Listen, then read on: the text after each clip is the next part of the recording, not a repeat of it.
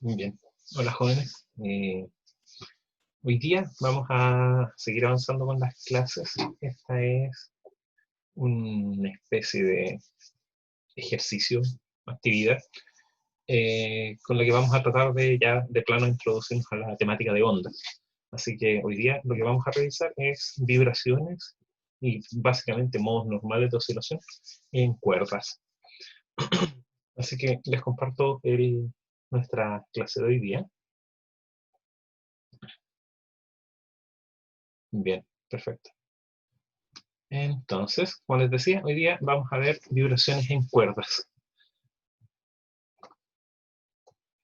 Y para esto, lo que vamos a hacer es suponer que tenemos una cuerda que tiene un largo L y vamos a fijar los extremos de la cuerda en las posiciones x igual 0 y x igual L. ¿Sí? Entonces, vamos a suponer que la densidad lineal de masa, ¿cierto? Que sería la cantidad de masa por unidad de largo que tiene el sistema,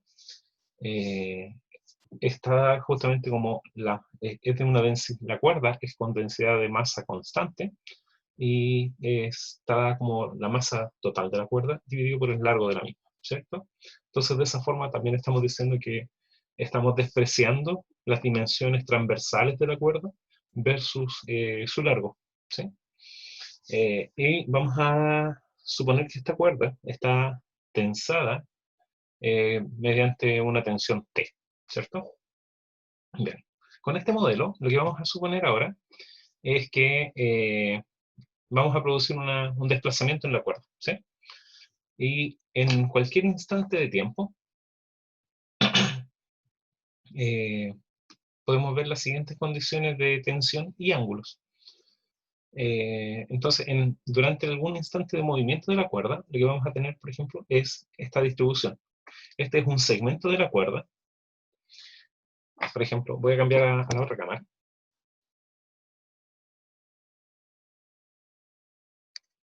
Bien, entonces vamos a suponer, voy a repetir un poco, acá tengo un extremo de la cuerda, acá está el otro extremo fijo, ¿cierto? Y de aquí vamos a suponer que tengo alguna distribución, una cuerda, ¿cierto? Y de este segmento de cuerda, por ejemplo, vamos a considerar esta sección de aquí. Voy a hacer aquí un zoom a esa zona.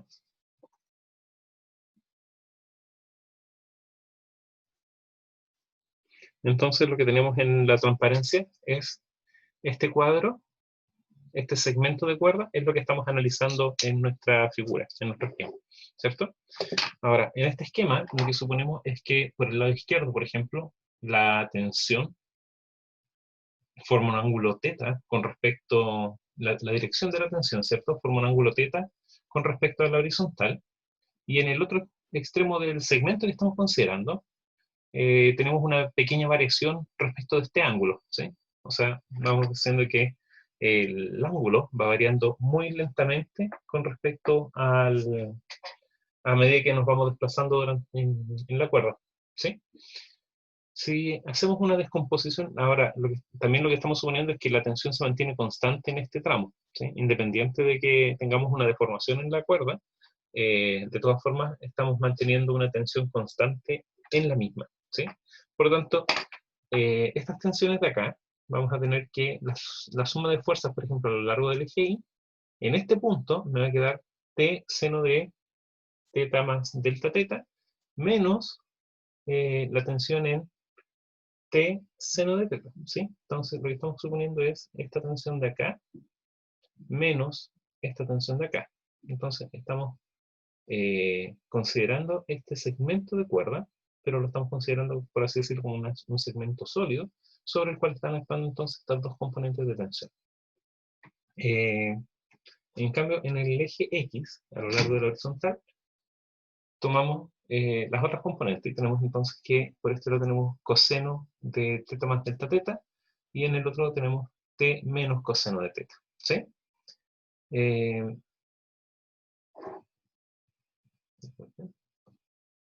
Entonces, como el desplazamiento transversal que estamos suponiendo es pequeño, ¿cierto? O sea, acá en el esquema no se nota mucho porque esto está exagerado respecto del comportamiento natural del sistema. Si consideramos esta sección de aquí como la posición de equilibrio, ¿cierto? Entonces, las distancias que estamos recorriendo a lo largo de I son pequeñas en comparación con el largo de la cuerda. Entonces, como estos desplazamientos son pequeños, eso también significa que la variación en el ángulo también es pequeña. Los ángulos de por sí, teta y delta teta, son muy pequeños. Entonces, lo que podemos hacer es ver que la tensión en el punto teta más delta teta menos la tensión por teta es igual a t por delta teta. ¿Sí? Esto está motivado, ustedes saben, por el desarrollo en serie de Taylor. Estamos suponiendo aquí que esto es 1, ¿cierto? Porque los valores de teta más delta teta y teta son pequeños. Entonces, en ese caso, este término de acá me queda 1 y esto me queda igual a 0. Por lo tanto, la fuerza en X, vamos a decir que es 0, mientras que en Y, la fuerza que actúa sobre este segmento de cuerda va a ser T delta teta.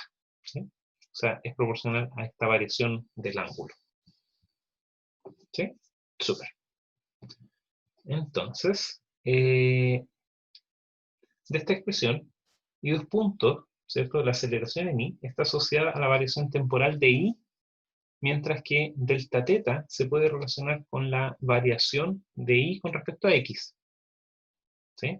Ahora, esto de acá, lo que estamos suponiendo, lo que estamos considerando, es que en este sistema, yo tengo acá, había sido casi explícito incluso, yo lo que tengo es un sistema coordenado, x, y, ¿cierto? Esto de acá es x igual a 0, esto de acá es x igual a L, y lo que estamos suponiendo es que la forma que toma la cuerda en este tramo se puede describir mediante una función matemática. Lo que estamos diciendo es que en este caso nuestro y es un y de x, ¿sí? Entonces a medida que va variando x, yo voy a tener una distribución aquí. Pero este y además no es solo función de x, sino que además depende del tiempo, porque lo que estamos suponiendo es que esta cuerda tiene dinámica y por lo tanto se va a ir moviendo en el tiempo. Entonces esta función x depende tanto de, o sea, esta función y, que corresponde, ¿cierto?, a la forma, y es la forma de la cuerda en función de la posición y del tiempo. ¿Cierto? Entonces lo que estamos suponiendo es que esta función y depende de la posición x y depende del tiempo. Ahora, de acá nosotros sabemos que la pendiente de la recta tangente a una función corresponde a la derivada. Y, por otro lado, la pendiente también la podemos asociar con el ángulo que forma la recta tangente con la curva. Y de esa expresión, lo que nosotros tenemos es que, si yo digo la pendiente, ¿cierto? M, en este caso debe ser, si tengo dos puntos, sería I2 menos I1, partido por X2 menos X1, ¿cierto? Entonces yo tengo dos puntos X evaluados en los valores I1 y I2, pero esto también sabemos que la tangente de teta es igual a M. ¿Sí? Para todas las rectas, tangente del ángulo que forma la recta con la horizontal está dado como la pendiente. ¿Sí? Pero lo que acabamos de decir es que la derivada también representa la pendiente. Por lo tanto, esto es igual a M y esto debe ser igual a la tangente que forma el ángulo, o sea, la recta tangente a la recta en algún punto. Entonces, de acá yo puedo sacar que la variación de y con respecto a x es igual a la tangente del ángulo. ¿Sí? Volvamos entonces a nuestro archivo.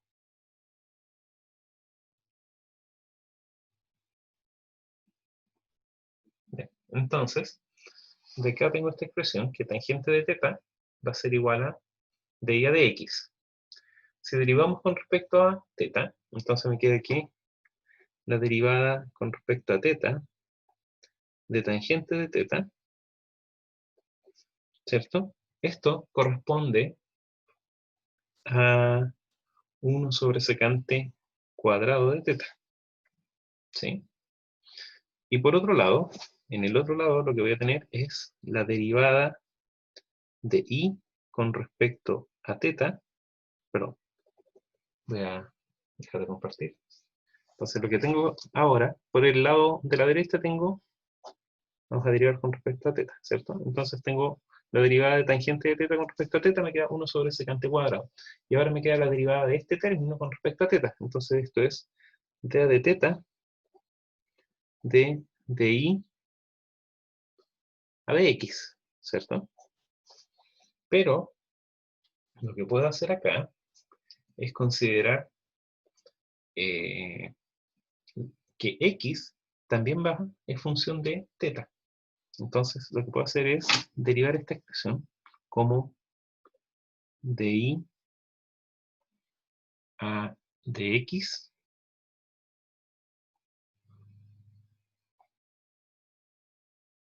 por, perdón, la segunda derivada de y con respecto a dx2, ¿cierto? O sea, la segunda derivada de esto, por dx a de θ. ¿Sí? Entonces, de esa forma, bueno, esto debe ser con derivadas parciales, ¿cierto? Y entonces, de aquí tengo dA de x y tengo dA de θ. Entonces, lo que estoy haciendo es dA de θ, dA de x actuando sobre y. ¿Sí? Entonces lo que estoy haciendo es que este operador actúe sobre esto. ¿Cómo? De la derivada de esto con respecto a θ es lo mismo que la derivada de esto con respecto a x por la derivada, ¿cierto? La derivada de esto con respecto a x por la derivada de x con respecto a θ. ¿Sí? Y esto actuando sobre y. Entonces de acá me queda la expresión que habíamos dicho recién. Es de 2i a de x2 por dx a de θ. Sí. Bien, con eso entonces, ahí, ¿cierto? Ahora, entonces ahora puedo igualar los dos términos. Voy a volver acá al lado izquierdo. Y me queda entonces que 1 sobre secante cuadrado de θ tiene que ser igual a de 2i a de x2 por dx a de θ. ¿Sí? Ah, perdón. Esto no es 1 sobre secante cuadrado, esto es secante cuadrado. La derivada de la tangente es secante cuadrado. Así que esto de acá me queda secante cuadrado de θ igual a de 2i, perdón, a dx2 por dx a de θ. ¿Sí? Entonces, yo puedo usar los diferenciales. Vuelvo, ya tengo la explicación de eso, ¿cierto? Entonces ahora volvamos a nuestro PDF. Y acá tengo entonces la misma expresión. Lo que puedo acá es separar esto de x a de θ, tratar de expresarlos como incrementos, y básicamente lo que puedo escribir ahora es que secante cuadrado de θ por la variación en θ es igual a esta segunda derivada con respecto a x por la variación en x. Entonces, para ángulos pequeños, lo que puedo decir entonces es este de teta lo reemplazo por un ángulo finito delta teta, y este delta x, o sea, dx, lo reemplazo por un desplazamiento finito delta x. Ahora, como estamos en ángulos pequeños, la secante al cuadrado de teta es 1. Por lo tanto, esto de acá lo puedo aproximar como de 2i a dx2 por delta x. Reemplazando esto en la ecuación de fuerza, ¿qué es lo que nos queda? Recordemos la ecuación para la fuerza. Escribámosla acá. Tengo que la fuerza que actúa sobre el eje Y, la fuerza en Y, es T delta teta. ¿Sí? Y eso debiese ser igual a la masa por la aceleración. En este caso sería y 2 puntos. ¿Sí? Mantengamos las siguientes. Ahora, ¿cuánto es ¿cuánto era delta teta? Dijimos que es la segunda derivada con respecto a x. Entonces reemplacemos ahora en esta expresión. Me queda acá t delta teta, que sería de 2i a dx2 por delta x, ¿cierto? Y eso debe ser igual a la masa por la segunda derivada de i con respecto al tiempo. ¿Sí? Pero la masa la podíamos escribir como t de 2i a dx2 por delta x va a ser igual a la masa, que era la densidad lineal, ¿cierto? Por el largo del segmento que estoy considerando. Y el segmento es de dimensión delta x. Entonces acá tengo la masa, y acá tengo entonces la segunda derivada de i con respecto al tiempo. ¿Sí? Eso me permite ahora simplificar este término y reagruparlo de la siguiente forma. Voy a cambiar el orden, me queda de 2i a dt2, ¿cierto? Este lado de acá va a ser igual a t dividido por la densidad de masa lineal por la segunda derivada de i con respecto a x cuadrado. Y esta era la expresión a la que yo quería llegar. ¿Sí? Entonces, repito, teníamos la fuerza, ¿cierto? En I, que va a ser T por delta teta. Y eso tiene que ser igual a la masa por la aceleración del segmento que estamos considerando. Ahora, la delta teta lo habíamos calculado recién como la segunda derivada de I con respecto a X por el incremento en delta X. Y esto es la masa por la aceleración en I. ¿Sí? Ahora, la masa la puedo escribir como la densidad de masa lineal por delta X, ¿cierto? La densidad por el segmento. Y eso me permite simplificar estos delta X y me queda esta expresión de acá. Y esta ecuación es la que me interesaba llegar. Voy a volver a compartir.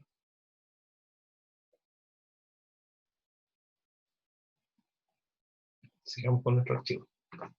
Entonces, esta expresión corresponde a lo que se conoce como la ecuación de ondas. ¿Sí? La pregunta, antes de seguir con el tema de la ecuación de ondas, ¿cuáles son las unidades de T y mu? T, bueno, la pregunta es, ¿cuáles son las unidades de T dividido por mu? Unidades de T sobre mu. Entonces, recordemos que la tensión es una fuerza, por lo tanto está en newtons, y la densidad de masa es kilogramos dividido por una longitud. Por lo tanto, esto de acá, expresando el newton, ¿cierto?, como en cantidades fundamentales, kilogramo, metro sobre segundo cuadrado, dividido por kilogramo, por metro. Por lo tanto, se me van los kilogramos. Queda que las unidades entonces ahora son metro cuadrado sobre segundo cuadrado. O sea, metro sobre segundo al cuadrado. ¿Cuáles son esas unidades? Son unidades de rapidez. ¿Sí? Al cuadrado. ¿Cierto? Entonces, lo que tenemos es que el término que acompaña a nuestra ecuación, el término que está presente en nuestras derivadas parciales, corresponde a una velocidad al cuadrado. Bien, dicho eso, vuelvo entonces a nuestro archivo. ¿Y qué es lo que tenemos entonces? Podemos ver que T sobre mu posee unidades de velocidad al cuadrado o de rapidez al cuadrado, ¿cierto? Dado que estamos hablando no estamos hablando de forma vectorial, sino que estamos hablando solo de una cantidad escalar, entonces es una rapidez al cuadrado, y esta rapidez corresponde a la rapidez a la que se propagan las perturbaciones en la cuerda, ¿sí? Recuerden que estamos considerando que estamos perturbando la posición de equilibrio de la cuerda, por lo tanto, cuando se desplaza levemente, eso significa que tengo una propagación de esa perturbación a lo largo de la cuerda, que es lo que esperábamos, porque eso significa que vamos a tener propagación de ondas. Y por eso, este término, esta expresión, como corresponde a una rapidez, entonces yo puedo escribir esta ecuación de la siguiente forma, como la segunda derivada de y con respecto a x cuadrado, de 1 sobre la velocidad al cuadrado por d2 y a de t2. Y esta es lo que se conoce en ecuaciones en derivadas parciales como la ecuación diferencial de ondas. Y este es con el que vamos a trabajar. Bueno, en realidad acá como estamos trabajando solo en una dimensión, tenemos di a de x cuadrado igual a 1 sobre el cuadrado por di a de t. Entonces por el lado izquierdo yo tengo la dependencia espacial, mientras que por el lado derecho yo lo que tengo es la dependencia temporal. Entonces, en general, esta es la ecuación en una dimensión, pero en general lo que voy a tener es la siguiente ecuación de ondas. Nabla cuadrado sobre una función f, ¿cierto? Nabla cuadrado f, esto es igual a 1 sobre d cuadrado por la segunda derivada de f con respecto al tiempo. Y esa es la ecuación de onda en n dimensiones, donde Nabla, ¿cierto?, tiene n componentes.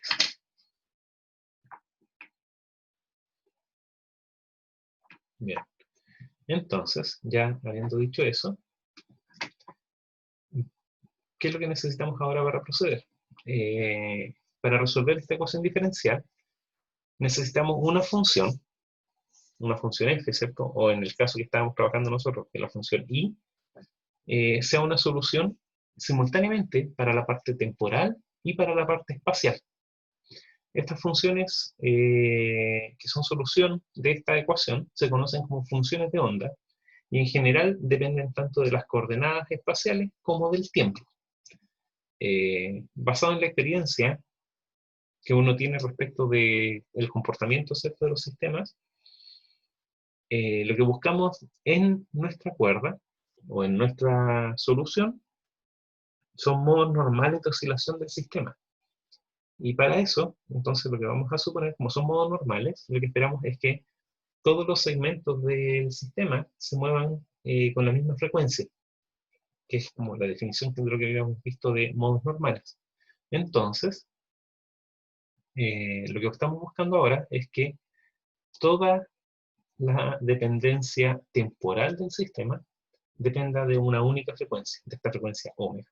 Puede que sea única como puede que no, pero todo el sistema oscila con la misma frecuencia. Entonces, estamos suponiendo, nuestro answer va a ser que la parte temporal depende acá como coseno de omega t, y vamos a dejar que la parte espacial sea una función f de x, que es la que tenemos que determinar ahora. Entonces, es decir, una solución que depende de las coordenadas f de x y una función que depende del tiempo. Básicamente estamos diciendo que esta función y se puede escribir como el producto, ¿cierto?, de dos funciones. Una que depende del tiempo y otra que depende del espacio. Entonces, como ejercicio, lo que podemos hacer ahora es tomar esta solución que estamos proponiendo y reemplazarla dentro de nuestra ecuación en derivadas parciales. Entonces, vuelvo a volver acá. Voy a volver a la ecuación que nosotros tenemos para nuestro caso, que en este caso es la segunda derivada de y con respecto a x, ¿cierto? Al cuadrado. Esto va a ser igual a 1 sobre b por la segunda derivada de y con respecto al tiempo. ¿Sí? Y estamos suponiendo que y de x y de t se puede escribir como una función que depende de x por coseno de omega t. ¿Sí? Perfecto. Ahora voy a dejar de compartir para enfocarnos en el cuadro. Entonces, bien, acá tengo la expresión de 2i a de x2 igual a 1 sobre b cuadrado, disculpen, del de 2i a de t2. Esto me quedó un poco borroso. Ahí. Y estamos suponiendo que b cuadrado es igual a t dividido por la densidad de masa. ¿Sí? B cuadrado es t sobre mu. Acá tengo de 2i a de x2 y esta expresión de acá. Y estamos viendo esta función de acá. Ahora, reemplacemos esto dentro de esta ecuación diferencial. Entonces, la segunda derivada de y con respecto a x va a ser la segunda derivada de f, perdón, la segunda derivada de f con respecto a x por coseno de omega t. Esto de acá, como f es solo función de x, eso significa que ahora esta derivada es una derivada total. Y ahora veamos cuánto es la segunda derivada de y con respecto a t. Entonces me queda la derivada de coseno. Esto me queda entonces menos omega cuadrado f de x por coseno de omega t. La segunda derivada de coseno de omega t. ¿Sí? Y reemplacemos esto dentro de nuestra ecuación diferencial.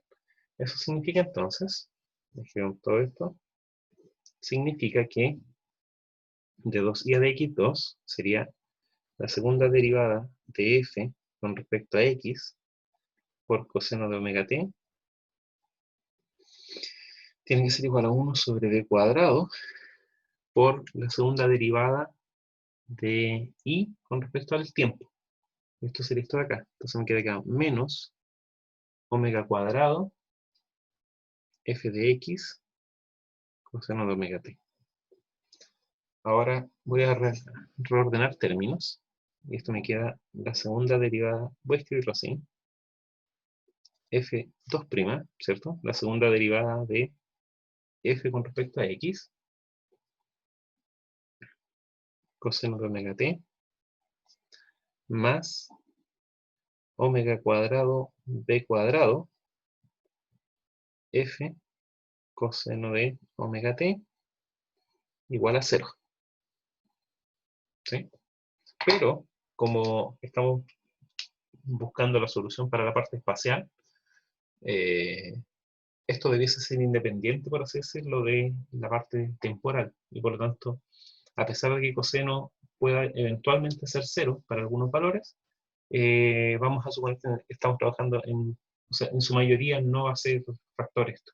Por lo tanto, yo puedo simplificar este coseno y me puedo quedar con la expresión f2' más omega cuadrado b cuadrado f igual a 0. Y si se fijan, ahora lo que tenemos es que nuestra función f debe ser una función que, salvo porque no tiene dependencia temporal, pero es la misma ecuación de nuestro movimiento armónico simple. Por lo tanto, las soluciones para f también son funciones trigonométricas. Entonces, de esta expresión, nosotros ya sabemos cuál es la solución. Podemos suponer entonces que f de x corresponde a una amplitud, y aquí vamos a escribir como coseno de este término, que en el caso del oscilador armónico es la frecuencia. Entonces aquí voy a escribir omega cuadrado b cuadrado en raíz. Bueno, no debía haber puesto los cuadrados, pero aquí me debería quedar omega sobre b. Pero ahora, como estas son derivadas con respecto a x, me queda por x más algún término de fase. ¿Sí? Entonces, ahora ya tengo la expresión para f y conozco la expresión para la parte temporal. Entonces yo puedo reescribir mi función f de x, o sea, y de x, t, lo puedo escribir entonces como a coseno de omega sobre b x más phi por coseno de omega t. ¿Sí? Pero eso no es suficiente entre comillas. O sea, esto de aquí es una de las soluciones. La pregunta es, ¿cuáles son nuestras condiciones de borde que tenemos en nuestro sistema? Lo que dijimos era que la cuerda estaba unida en los extremos de forma fija. ¿Sí? Por lo tanto, si yo tengo mi cuerda acá, yo puedo tener cualquier tipo de distribución, por así decirlo, en torno a estos puntos, ¿cierto? Esto sería la cuerda, pero los extremos siempre permanecen fijos. Eso significa que voy a trabajar solo con f de x. F en x igual a 0 debe ser 0 y f en x igual a L también debe ser 0. Esas son nuestras condiciones de borde. Con esas condiciones de borde vamos a evaluar entonces nuestra función f de x.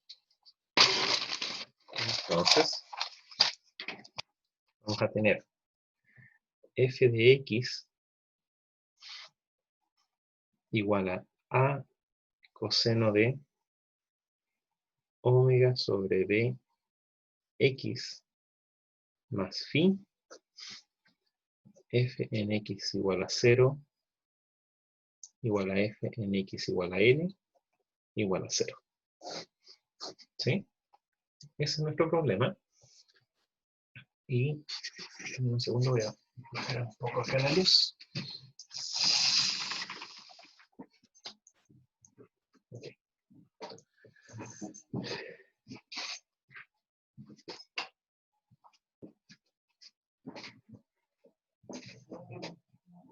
Con eso entonces, evaluamos nuestra función de borde. O sea, nuestra función en estas condiciones de borde. Veamos primero, por ejemplo, cuánto es f de x en 0. Entonces me queda aquí a coseno de 0, a coseno de phi debe ser igual a 0. Y por otro lado, en x igual a L, me queda que a coseno de L omega x, perdón, b, L omega b, más phi, tiene que ser igual a 0. ¿Sí? La primera expresión me indica que phi debe ser entonces igual a, como es una fase, la puedo restringir a estar dentro de mi círculo trigonométrico, ¿cierto? Dentro del de mi primera solución, por así decirlo. Entonces, cuando coseno es 0, cuando pi es igual a pi medio, o a menos pi medio. Entonces, lo que voy a suponer acá es que phi es menos pi medio. ¿Ya? ¿Por qué? Porque me simplifica después el cálculo.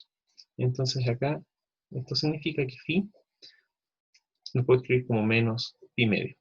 Recuerden que esto ya lo habíamos visto en todo caso antes. Entonces, si phi es pi medio, antes de mantener esta expresión de acá, voy a tener que, esto me implica que f de x va a ser igual a coseno de omega b x menos pi medio. ¿Cierto? Coseno de esto. Entonces, yo puedo ahora expandir este menos pi medio. Y me queda entonces que f de x, lo voy a escribir coseno, me queda seno de pi medio. seno de omega. Esto va a ser entonces a seno de omega x sobre b. ¿Sí? Y ahora esta expresión es la que yo voy a evaluar en x igual a l. Entonces, si bien esto es correcto, por ahora lo voy a omitir y voy a evaluar ahora esta expresión, que ya tiene la fase evaluada, en x igual a l. Entonces, f de x igual a l tiene que ser igual a 0, y eso significa que a seno de omega x sobre b, perdón, omega l sobre b debe ser igual a 0. Estoy evaluando en x igual a l. Y eso significa que el argumento debe ser igual a, bueno, si hago el argumento igual a 0, esto tiene solución, pero tiene algunas implicancias. Pero en realidad esta expresión, a diferencia de la fase, esta expresión puede ser 0 para distintos valores del argumento. Eso significa que cada vez que este argumento omega L sobre B sea igual a n pi, con n igual a 0, 1, 2, o menos 1, menos 2, menos 3, para cualquier valor de eso, voy a tener que esta función se cumple esta condición de borde. Por lo tanto, de esta expresión, lo que yo obtengo es que mi omega lo puedo escribir. Ahora fíjense que este n es un número 0, más menos 1, más menos 2, etc. Este número va variando. Entonces, como yo puedo fijar cualquier valor acá de n, lo que voy a hacer es que este omega puede tener n infinitos valores. Lo que voy a escribir entonces es omega sub n, para indicar cuál va a ser el valor de n que voy a utilizar. Y entonces me queda omega n va a ser igual a n pi b dividido por L. ¿Sí? Y de esa forma, yo ahora puedo volver a reemplazar el valor de B. Entonces lo que obtendría es que la frecuencia de oscilación la puedo escribir como npi sobre L por la raíz, recuerden que es de la tensión dividido por la masa. ¿Sí? Pero aquí n, si yo hago n igual a 0, ¿cierto? Que era el primer caso que habíamos dicho. Si yo hago n igual a 0, significa que omega n es igual a 0, y eso significa que esta función de acá es 0. Por lo tanto, 0 significa mi estado estacionario, o sea, mi estado no perturbado. Básicamente la función es una función constante y corresponde a que la cuerda está quieta al centro. Por lo tanto, n igual a 0 no representa una solución para el caso perturbado, porque es el caso no perturbado. Por lo tanto, el 0 en este caso no cuenta. Y lo que vamos a suponer es que en realidad no necesito los signos negativos de acá, porque tengo duplicidad, ¿cierto?, para cada valor, pero me voy a quedar solamente con los términos positivos. Entonces, porque los quiero, este n va a funcionar como un índice que me va a dar la cuantificación, ojo, me va a ir contando cuál es el modo normal de oscilación de mi sistema. Entonces, omega n con n igual a 1, 2, 3, etc. ¿Sí? Entonces, n me dice cuál es el modo de oscilación y no puede partir desde 0. Y de esta forma, lo que yo voy a obtener acá es los modos normales, las frecuencias angulares de oscilación para mis modos normales en la cuerda. ¿Sí? Veamos cuáles son las formas ahora de oscilación. Ya tengo aquí las frecuencias. Veamos ahora qué pasa con la cuerda, o cuál es la función f de x. ¿Sí? Recuerden que tengo una función que depende del tiempo. Entonces hagamos, vamos a suponer aquí,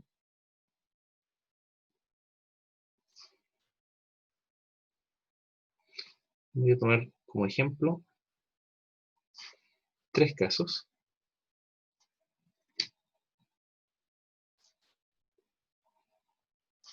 Voy a colocar acá. Esta sería la condición de reposo, o el punto de equilibrio de la cuerda. Y veamos qué es lo que pasa con n igual a 1, n igual a 2, n igual a 3. ¿Sí? Con n igual a 1, voy a tener que esto es, voy a escribir aquí, omega 1 va a ser pi sobre L por la velocidad. Escribámoslo así. ¿Sí? Eso significa que mi f de x va a ser una amplitud seno de pi b sobre L de x sobre b. Entonces, esta vez se me va. Y esto me queda a seno de, estoy como al borde, pi x sobre L. ¿Sí? Ahora, si x es 0, A vale 0. Si x vale L, esto vale pi. Por tanto, con x moviéndose entre 0 y L, lo que tengo es una función que se está moviendo entre 0 y pi. Y seno, moviéndose entre 0 y pi, toma valores positivos. Por lo tanto, mi función inicial, en este caso, va a ser así. ¿Sí? Tengo que recorrer un pi desde 0 hasta pi en este caso. Ahora, también puedo tomar, como esto va a ir variando en el tiempo, lo que voy a obtener es que por el otro lado, voy a tener moviéndose así la cuerda. Y eso efectivamente corresponde al modo fundamental de oscilación de una cuerda. ¿Qué pasa con n igual a 2? Bueno, disculpen, pero voy a usar este espacio de acá. Ya tengo esta expresión de aquí abajo. Ahora lo que voy a hacer es que aquí voy a agregar un 2. Entonces aquí me va a aparecer un 2 y aquí me queda un 2. Entonces para n igual a 2, voy a escribir acá, disculpen, n igual a 2 implica que f de x va a ser igual a una amplitud seno de 2 pi x sobre L. Aquí olvidé un detalle. Como esto depende de n, y acá voy a tener seno que también depende de n para la solución general, entonces usualmente la amplitud también termina dependiendo, porque para cada modo normal de oscilación yo voy a tener una amplitud propia. Entonces, en este caso sería la amplitud 1 y acá tendría la amplitud 2.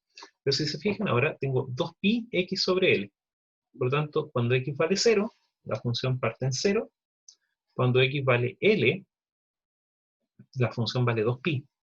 Por lo tanto, aquí tengo efectivamente 0 acá y 0 aquí. Pero, adicionalmente, cuando x vale L medios, ¿cierto? X igual a L medios significa que este L se me va con este L y el 2 se me va con esto y nuevamente me queda pi. Por lo tanto, en L medios también tengo un 0. Eso significa que en este punto la función también vale 0.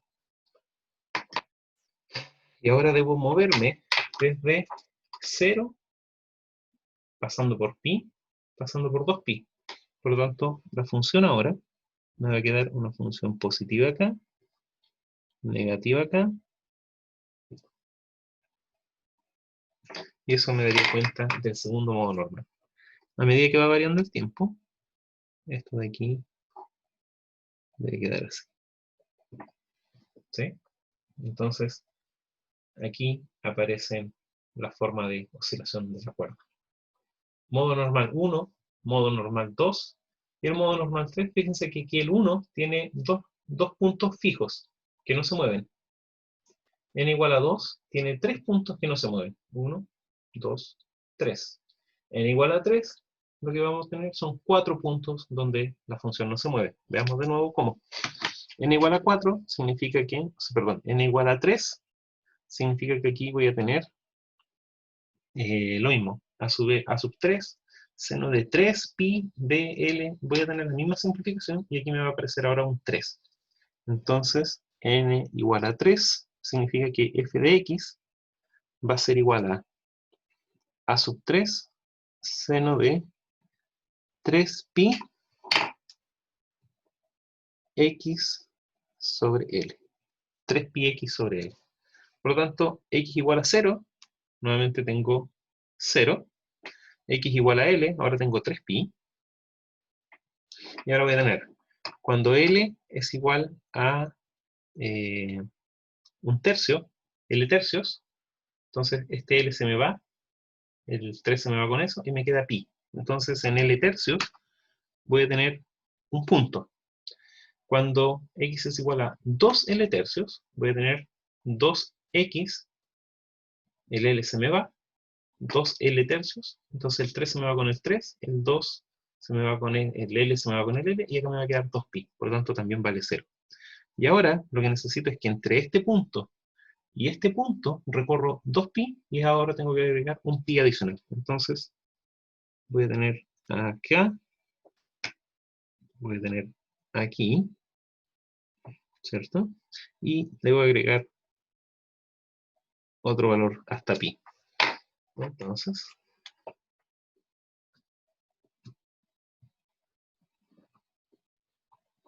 obtengo el tercer modo normal de oscilación. Y así yo puedo seguir contando y van a seguir apareciendo. Entonces, en este caso, lo que podemos introducir son varios conceptos. Primero, vamos a introducir el concepto de nodo, y el nodo significa el punto donde el sistema no se mueve, ¿sí? Entonces, en este caso, este punto y este punto corresponden a nodos, ¿sí? Serían los nodos de los extremos de la cuerda. Nodos es como, por así decirlo, como nudos, por lo tanto el sistema no se mueve. En este otro caso, tengo tres nodos. Un nodo acá, un nodo al medio, donde la cuerda no se mueve, y un nodo acá, donde tampoco se mueve. Entonces, para los modos normales, si estoy en el modo n y considero los extremos, entonces voy a tener n más 1 nodos. Si no considero los extremos, entonces tengo n menos 1 nodos, ¿sí? Entonces aquí, si estoy en el modo 1 y no considero los extremos, no tengo ningún nodo dentro de la cuerda. Si estoy en el segundo modo normal y no considero los nodos de los extremos, entonces voy a tener n menos 1, o sea, un nodo, este único punto al medio, etc. Entonces hay que tener ojo de cómo se están considerando los nodos. Otro término que vamos a utilizar es el antinodo, ¿sí? O las zonas donde la amplitud es máxima de oscilación. En este caso, acá tengo una zona de oscilación máxima, acá tengo dos zonas de amplitud máxima, y aquí voy a tener tres. Entonces, los nodos son n más 1, y las zonas, los antinodos, tienen el mismo valor que n. Después vamos a ir introduciendo otros parámetros, pero creo que con esto por ahora es suficiente. Espero les haya quedado claro y les haya gustado el desarrollo del problema. Y eso, quedamos aquí entonces y nos vemos en la siguiente clase. Chao, que estén bien, chicos.